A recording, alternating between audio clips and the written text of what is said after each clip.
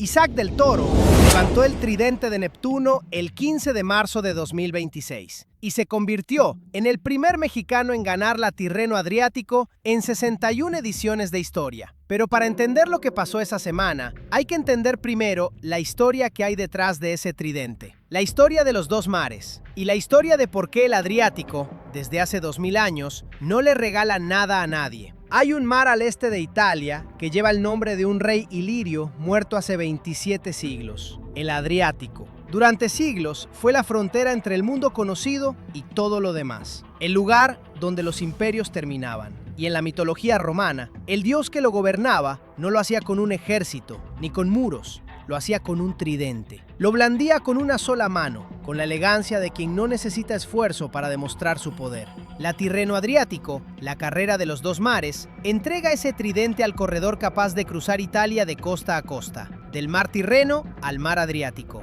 1165 kilómetros a través del corazón de la península. 7 etapas. 7 pruebas distintas para demostrar que eres el mejor de todos. En 61 ediciones, Merckx lo ganó 5 veces, Hinault 3, Pogačar 2. Ningún mexicano lo había tocado nunca. El 9 de marzo de 2026, Isaac del Toro salió a buscarlo. Lo que nadie sabía todavía es que iba a buscarlo enfermo. El lunes, Lido di Camaiore, un pueblo costero de la Toscana donde el mar Tirreno llega casi hasta las casas. 11 kilómetros y medio de asfalto plano y recto, con el agua a un lado y los Alpes apuanos al fondo. El escenario perfecto para que los especialistas de la cronometría abrieran la semana a base de vatios. Filippo Ganna ganó en 12:08, lo de siempre. El italiano es el rey de esta crono. 4 victorias en 5 años en este mismo tramo. Isaac llegó décimo, a 36 segundos. Sin alarmas, sin titulares. Pero en la rueda de prensa que siguió, los que estaban en esa sala vieron algo que no aparecería en ninguna clasificación. Lo vieron toser al salir. Y lo vieron con ese color en la cara. No el color del cansancio normal. El color de alguien que lleva días peleando contra algo que no se mide en vatios ni en segundos. En el pelotón hay una expresión para ese estado. Correr en frío. Cuando el cuerpo pelea en 2 frentes al mismo tiempo, contra los rivales de fuera y contra el que lleva dentro. Hay ciclistas que en ese estado se retiran a la habitación del hotel y esperan mejores días. Isaac del Toro eligió el martes para demostrar a cuál de los dos tipos pertenecía. El martes, San Gimignano, 206 kilómetros entre Camaiore y las murallas medievales de la Toscana.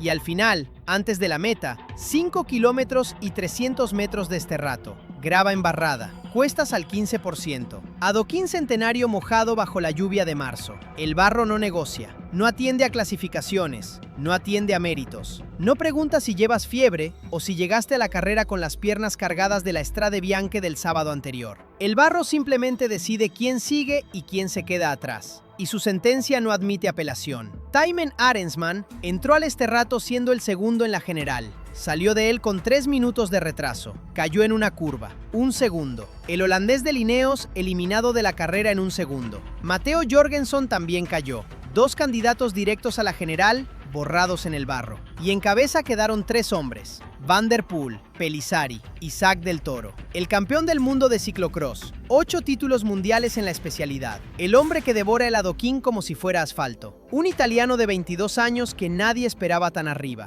Y el mexicano con posible fiebre encima, sin ningún gregario a su lado, solo contra el barro y contra los mejores del mundo. En una de las curvas más cerradas del Sterrato, Van der Poel rozó el límite. La rueda delantera patinó en el barro. El cuerpo se fue hacia un lado. Giró el manillar bruscamente, desabrochó el pie, se apoyó en el suelo y siguió. 1 centésima de segundo entre seguir corriendo y tirar la carrera entera. El trío no paró. Y fue entonces cuando ocurrió algo que nadie esperaba. Isaac tiró. No esperó a Van der Poel para ir a rueda. No se guardó para el sprint. Cogió la cabeza del grupo y empezó a abrir huecos sobre el pelotón. Su rueda adelante, su espalda partiendo el viento de marzo. Van der Poel detrás, Pellizzari detrás. Los dos guardando fuerzas. Y el mexicano con gripe trabajando para todos. No es el gesto de alguien que quiere ganar la etapa. Es el gesto de alguien que quiere el maillot más que cualquier otra cosa. Van der Poel ganó el sprint bajo las murallas medievales. Isaac llegó segundo, Pellizzari tercero. Y en ese momento, cuando los números de la general se actualizaron, ocurrió algo que nadie había visto antes en 61 ediciones de esta carrera. El líder de la Tirreno Adriático era mexicano. El miércoles fue la etapa de los sprinters.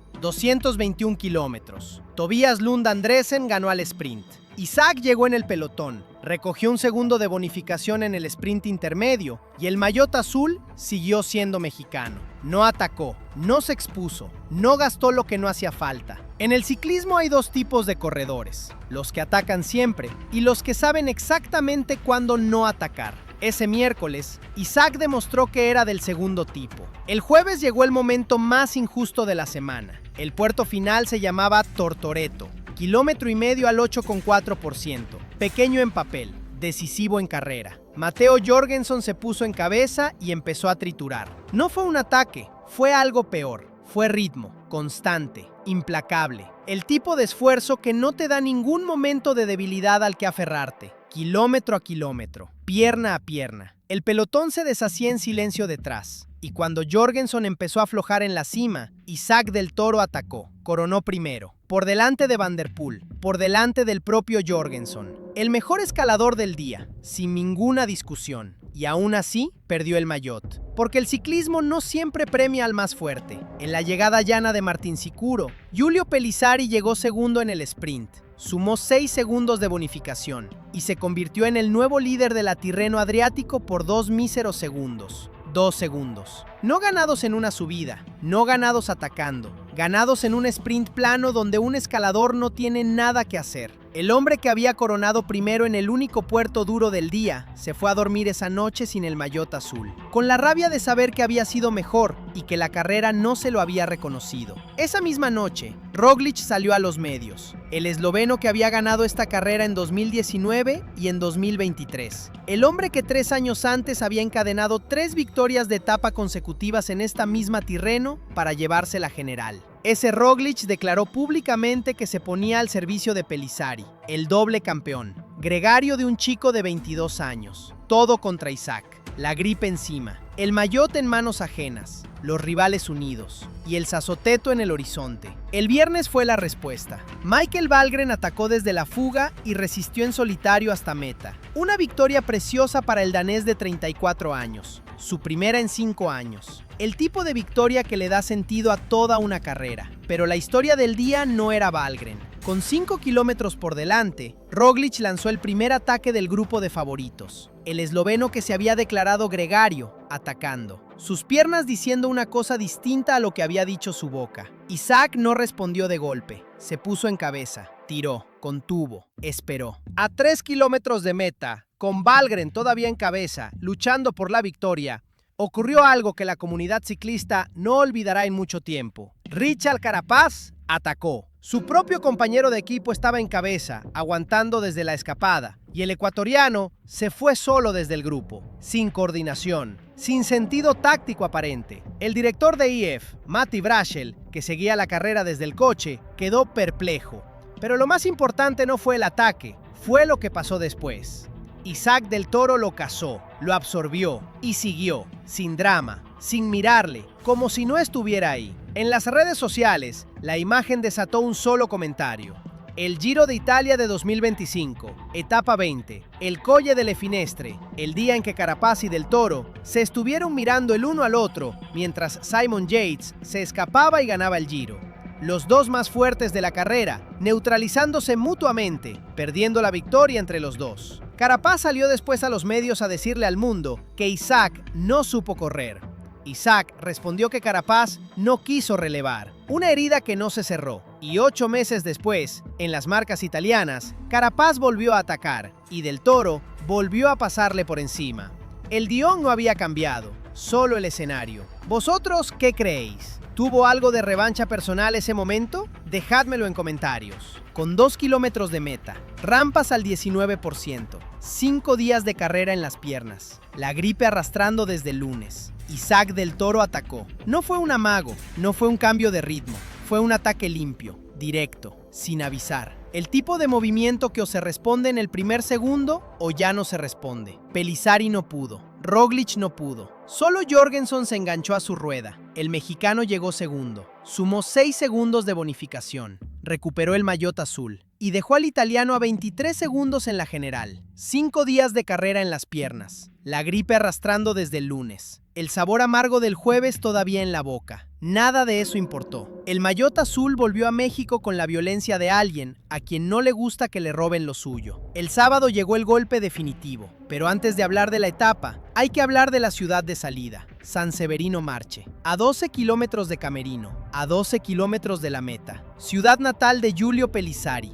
El italiano salía ese sábado desde su casa, ante su gente, con la afición italiana entera empujándole, con Roglic de gregario detrás, con el plan de toda la semana convergiendo en ese día. Isaac del Toro salía desde la ciudad del rival, sin ruido de fondo, con 6 días de carrera en las piernas, con la gripe todavía encima. El Sasoteto hizo su trabajo. La fuga llegó a tener 4 minutos de ventaja. UAE la controló sin pánico, sin explosiones, con la paciencia de un equipo que no necesita demostrar nada hasta que llega el momento. Con 10 kilómetros, la fuga estaba casada. La carrera llegó al muro final de Camerino, 3 kilómetros al 8,8%, el que se había repetido 4 veces durante la jornada y que ahora decidía todo. Van Aert atacó a 4 kilómetros de meta. Ben Healy respondió y lo descolgó. Isaac lo vio todo desde la rueda. No se movió, no gastó nada. A 2,5 kilómetros, Pellizzari lanzó el primer ataque. El italiano que salía ese día desde su ciudad, que llevaba toda la semana preparando ese momento, aceleró con todo lo que tenía. Isaac saltó con él, sin dejar ni un metro de ventaja. A 1,5 kilómetros, Pellizzari volvió a atacar. Las rampas más duras, el momento de más dolor, el instante donde la voluntad importa tanto como las piernas. Isaac no respondió de inmediato. Dejó que Pellizzari abriera hueco, dejó que el italiano mirara hacia atrás, dejó que creyera durante unos segundos que lo había conseguido. Y a 500 metros de meta, Isaac del Toro abrió el gas. Frío, calculado, sin anuncio previo. Pellizzari no pudo cerrar, Jorgenson tampoco, Roglic tampoco. Isaac cruzó la línea en solitario en Camerino, en la tierra del rival, con 42 segundos de ventaja sobre Pellizzari, con la general sentenciada. Y después, lejos de las cámaras, en el interior del autobús del equipo, el video que publicó UAE Team Emirates horas después lo mostró todo. Isaac del Toro lloró, sin música, sin efectos. Solo un corredor de 22 años, con el maillot azul encima, que no pudo contener lo que llevaba acumulado toda la semana. Eso es lo que cuesta este tridente. El domingo, la última etapa, 142 kilómetros llanos hasta San Benedetto del Tronto. Un trámite, decían todos. No lo fue. En el circuito final, a 2 kilómetros de meta, una caída en una curva se llevó por delante a Jasper Philipsen y Paul Magnier. El pelotón se partió, el caos en los metros finales de una semana que había tenido de todo. Isaac del Toro también se vio envuelto. Tuvo que frenar, puso un pie en tierra. El tridente a 2 kilómetros, la general en juego, la semana entera colgando de un hilo, pero la regla de los 3 kilómetros lo salvó. El incidente había ocurrido dentro de la zona de seguridad, no había tiempo que descontar, la general no cambiaría. Y entonces pasó algo que nadie olvidará de esa última etapa. Los compañeros de Isaac volvieron a por él, 1 a 1, el equipo entero formando un tren alrededor de su líder, protegiéndole, llevándole hasta la línea, porque así se termina una semana como esa, no solo, con los tuyos. Cruzaron la línea juntos. Jonathan Milán ganó el sprint. Lo de siempre en San Benedetto, su tercera victoria consecutiva en esta misma meta. Isaac del Toro cruzó la línea con los brazos levantados y los ojos cerrados. Y esperó en el podio. Le pusieron el tridente en las manos. El primero en la historia de la carrera, en 61 ediciones. Después de Merckx, Hinault, Pogačar, Vingegaard. Después de que ningún corredor latinoamericano lo hubiera conseguido nunca. Después de que Raúl Alcalá llegara segundo en 1992 y tercero en 1991 sin poder coronar. 34 años después de ese podio de Alcalá, Isaac del Toro levantó el tridente. Lo blandió con una sola mano, como Neptuno. Deja en los comentarios cuál fue el momento de esta semana que más te impactó. ¿El esterrato del martes con fiebre? ¿La injusticia de los 2 segundos el jueves? ¿O la caída en el último kilómetro que casi lo cambia todo? Os leo a todos en comentarios. Si todavía no le has dado like, hazlo ahora. Suscríbete al canal si aún no lo has hecho y activa la campanita para no perderte las mejores historias del ciclismo mundial. Porque hay corredores que ganan carreras y hay corredores que escriben historia. Isaac del Toro acaba de demostrar que es de los segundos.